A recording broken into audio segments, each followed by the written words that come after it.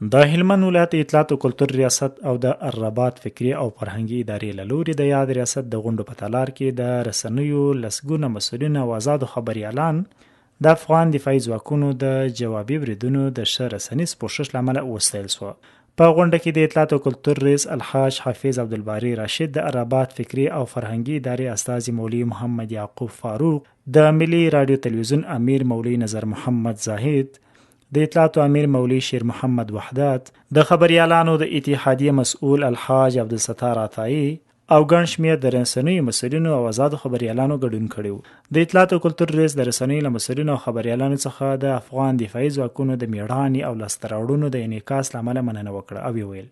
چې رسنۍ دي د هیواد د ملي ګټو، د اسلامي نظام د ساتنې او د ولس د یووالي لپاره خپلو هڅو ته دوام ورکړي. په پای کې د رسنیو مسؤلینو او خبريالانو ته د ستاینې په موخه مادي او معنی ډالۍ ورکول شوې او د راجماتي پروګرام هم ورته برابر شوی و.